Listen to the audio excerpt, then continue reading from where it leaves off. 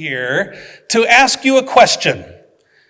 It's kind of rhetorical and kind of not. I like to tell stories. I tend to wander, but bear with me. We're going to get to a single end, I hope. And here's the question. How much are you worth? Well, to be worth something means you have to be, well, if you're worth something, you will be loved by someone, right? And the Bible talks about love all the time. In Genesis, Isaac tells Esau to make him some savory meat that he loves. That makes the soup or the meat worth something, right? Leviticus 19, God tells Moses, but the stranger that lives with you will be with you as one, and thou shalt love him as yourself. That means the stranger is worth something. Deuteronomy 6, and thou shalt love the Lord your God with all your heart, meaning obey and respect and honor, which means God is worth something. Song of Solomon. Oh my goodness, there's so much love in Song of Solomon, it's sickening. John 15, our scripture today. It's my commandment that you love one another, which means you must be worth something. And John 4, and we have known and believe the love of God has to us. God is love, and he that dwells, I love, dwells in God and God in him. Love, worth, love. If you're worth something, you're loved. So, my question, how much are you worth? Dr. Charles Mayo, the guy who started the Mayo Clinic, had been asked that question. As a doctor, you should know how much people are worth, right? And so how much is somebody worth? So he put together a list. In 1924, he figured out that the human body is worth about 84 cents.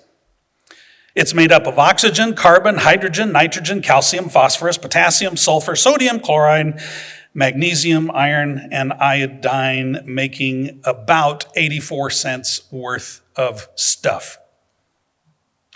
Now, if you take inflation since 1924, that means that we now are worth about $1. If you add the value of our skin to that, it makes about $4.50. Woo-hoo.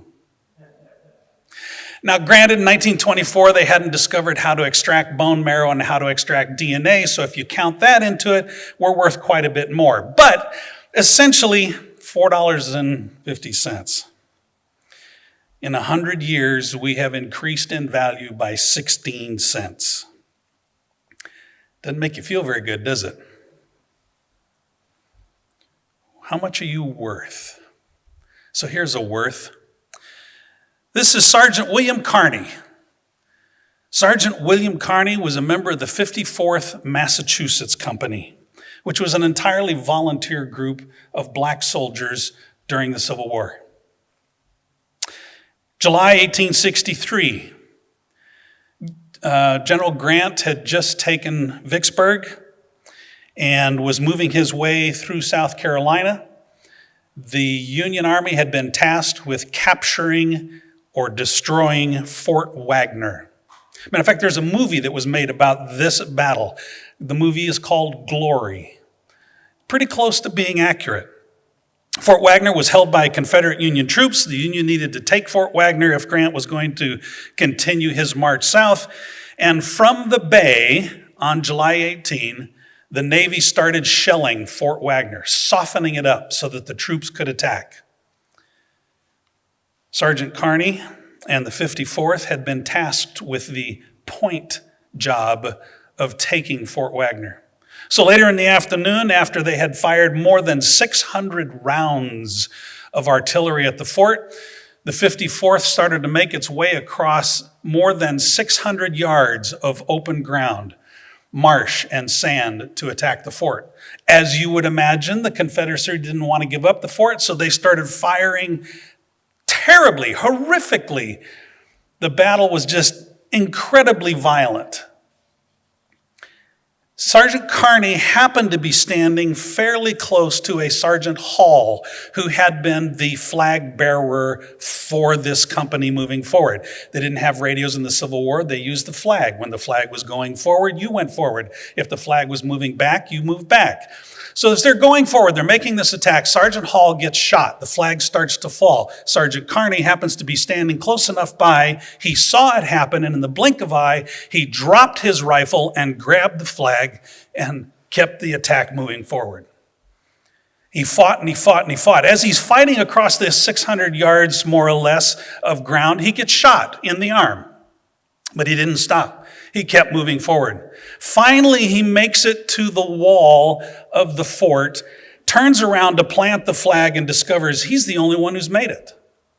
His entire troop has been either killed or wounded and is strewn out across that whole 600-700 yards of ground behind him. He's by himself standing against the fort wall with this flag. For more than half an hour, he stood there trying to figure out what to do next. Finally, a break came where everyone was tired of shooting or reloading, who knows what. But as lull came in the fight, Sergeant Carney wrapped the flag around the flagpole and took off running across that 600 yards as best he could. We're talking sand, we're talking low spots, high spots, water in little puddles up to his chest. As he starts across the 600 yards, he gets shot again, in the chest this time. He gets shot a third time in the right arm. He gets shot a fourth time in the right leg. And still he's stumbling across. Now, by now, other people are seeing him run from the fort across the open ground, the slaughter ground, and they start hollering at him to, come on, we got you, we'll get you. As he gets shot the fourth time, he starts to stumble, and a colleague from a different troop said, here, William, let me take the colors. I'll take them for you and we'll get back. He said, no one but the 54th will carry the flag today. He finally made it back to his lines, just as he gets shot in the head. 5 times he's been shot, but he wouldn't quit. Finally makes it back to his lines. He collapses. And as he collapses, his buddies are gathering around, and he was able to whisper, I did it, boys. The flag never touched the ground. Believe it or not, Sergeant Carney survived his wounds, and several months later, being supported by a cane, he took a photograph. This picture. How much was that flag worth to Sergeant Carney? More than just a little bit, I think. This face you might recognize. This is Desmond Dawes. Desmond Dawes joined the military as a conscientious objector. As a conscientious objector, he would not carry a firearm. He was submitted to unbelievable cruelty, ridicule, hazing. His fellow soldiers just didn't understand. Why are you in the army if you're not going to fight? Then there comes the story that everybody knows about. April 1945. The United States was attacking Japan in the South Pacific, and they reached Okinawa. On Okinawa, there was a place called the Medea Escarpment. And this escarpment had a 350-foot rise up from the floor of the country. And then at the top of this 350-foot rise, there was a 50-foot sheer cliff face. The Japanese had put their guns, their emplacements, their fortifications right at the top of this cliff to keep the Americans from coming after them. The Americans knew there was no choice. We have to go up that hill and straight up that face and attack those Japanese if we're going to take Okinawa. April 1945, the afternoon, they started up that hill. They rappelled by ropes up the 40 to 50 foot face, and as they reached the top, the Japanese started killing people like you stepping on ants. It was horrific. There's no way to describe it. It was just horrific. The Japanese were mowing down the Americans. The Americans couldn't get up the face of the cliff fast enough to do any support for the guys that had already made it up. And so after a couple hours, towards the end of the day, the commander said, retreat. We're going to go back down the cliff and rethink this. So when they went back down the cliff, Desmond Dawes stayed by himself on the top of that cliff. Through the night, one by one, he lowered his wounded and dead companions down that cliff face. In the morning, the commanders were amazed. Look at all these people. Where did they come from? We thought everybody was lost. No, they're not lost. Well, how'd they get here? Desmond Dawes brought them down by himself all night long. The commanders started counting, and they figure unofficially that Desmond Dawes was responsible solely for saving more than 100, somewhere between 100 and 150 soldiers. When they came to Desmond Dawes and said, Desmond, do you realize what you did? He said, no, that's impossible. I didn't do that. It couldn't be any more than 50. So his commanders put him in for the Medal of Honor. They split the difference, 75. How much was Desmond worth to his friends? How much were his friends worth to Desmond? Dakota Meyer. Corporal Dakota Meyer worked in Afghanistan, 2009. He had been sent to Afghanistan as a teacher to teach the Afghans how to fight against the Taliban. He wasn't there as part of an army for the United States. He was just there as an advisor, teacher, instructor, right? So he had been there for several months working with the Afghanis. And one day, a patrol, which is usually 12 to 14 men, went out of the compound. Dakota stayed in the compound. The Afghanis went out of the compound and they were attacked by the Taliban. More than 50 of the Taliban. We're talking 5, 6, 7 to 1. Again, it's a brutal firefight. The bullets are flying, the bombs are going, the hand grenades are blasting, and the call comes over the radio for help. The Afghans need help. We got to have help. We're going to die. And Corporal Meyer said, let me go. Let me help. And his commander said, no, don't be ridiculous. You're one guy. There's more than 50. You can't do anything. No, they're on their own. You've done everything you can do. You taught them. That's the best you can do. No. Again, he asked. Again, he asked. Again, he asked. He asked more than 4 times. And his commander said, no, you may not go. So you know what he did? He ignored the order. He jumped in a Humvee, took off across the city to catch up with the Afghan patrol that was pinned down and dying quickly by the Taliban. He made a trip out with as many troops as he could get into the Humvee. He turned around and made a second trip back into the firefight, back into the hot zone, and brought out more troops. A third trip, went back in, stopped, got troops, pulled them out. A fourth trip he made. In the process, of course, he's hurt. He's got shrapnel from the IEDs, from the hand grenades, from shells. But he still went 4 trips. He gets back, he's wiping his brow. Whew, I survived this. And a final faint call comes over the radio. The radio says, help, there are 4 men still here and they are dead. We can't leave them behind. So for a 5th trip, 5 trips, Corporal Meyer jumped into the Humvee, took off into the firefight, and brought out his 4 comrades. How much are they worth? How much were the Afghanis worth? They weren't even his nation. They weren't even his countrymen. That wasn't even his first language. But how much were they worth? Corporal Meyer, quite a bit. This is the Hubble Space Telescope. Hubble Space Telescope was put up in space to study all things stellar. Initially, it had problems. You know all about this, right? Initially, it had problems. And so they sent up repair parties, they fixed its astigmatism, and they started to go to town to see what they could see in outer space. They were shocked. The Hubble Space Telescope can see in ultraviolet. It can see the whole visible spectrum that you and I see into. It sees into infrared. And the things that it found have been mind-boggling. Since 1990, it has made 1.4 million observations.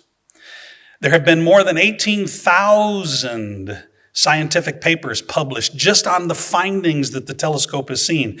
And the scientists say that with this telescope, they can see back in time as much as 13.5 billion years.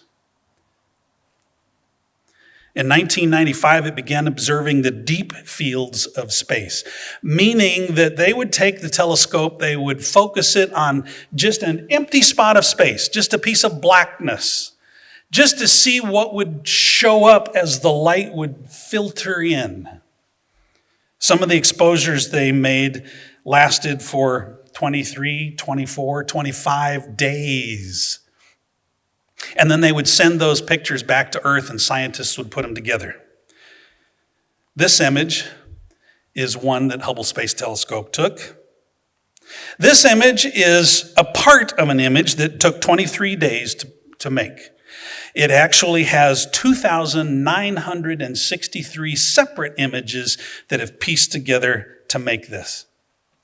And there are at least 5,000 galaxies in that picture. So what? How big's a galaxy? Let's take home, our galaxy, shall we? Our galaxy, the Milky Way. Scientists for a long time have believed that our galaxy is between 1 and 200,000 light years across from side to side. That's pretty big. But they're now finding evidence that we may be as big as 2 million light years from side to side. That's our piece of the universe, just our galaxy. And that galaxy that we call home has at least 2 million planets in it, like Earth. Milky Way has somewhere between 100 and 400 billion with a B stars in it. And planets usually rotate the star. Are you starting to get a sense of the bigness that we have to deal with in our universe?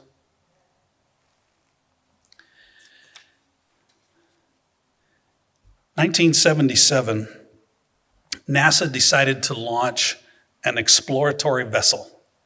This exploratory vessel was called Voyager 1. Voyager 1 had a job. Its job was to leave Earth and take a picture, send a report. Take a picture, send a report. Take a picture, send a report. And the plan was they wanted to go out past our whatever. They wanted to go out past our sun, out past our solar system to see what was out there. Okay? So February 1990, Carl Sagan, the author, as Voyager is leaving Earth, said to NASA, why don't you have Voyager turn around and take a picture of Earth as it's leaving our solar system? So they did. NASA turned the Voyager around, it shot a bunch of pictures, and NASA waited. They stood by their tables and they waited, and they stood by the printers and they waited. And it took them 28 days to get all those pieces of the picture together. When it finally came out, they were totally blown away. Totally. They didn't even know, they had no clue what they were looking at. And they had to look closer and tear it apart to see what it was they were looking at. And then they realized what they were seeing. They were seeing you and me in our solar system, the little backwater part of all those hundreds of thousands of galaxies with hundreds of thousands of planets, with all the stuff in space. They were seeing us. What you can't see there, what you might see here, is what they named the pale blue dot. When you look up at the sky at night, you see black with points of light, right? What they saw was kind of the opposite. They saw so many planetary bodies reflecting light that it was more than, or at least as much as, the blackness behind it. And that made him stop and think. And that made me stop and think. And I ask you again, how much are you worth? You know what? Your problems, my problems, the people that we love that die next to us, the people we love that don't believe the way we believe, their issues are nothing. In the grand scheme of the cosmic universe, scientifically, you're nothing. You are worth less than nothing. That's you, and they haven't even left our solar system yet. And yet,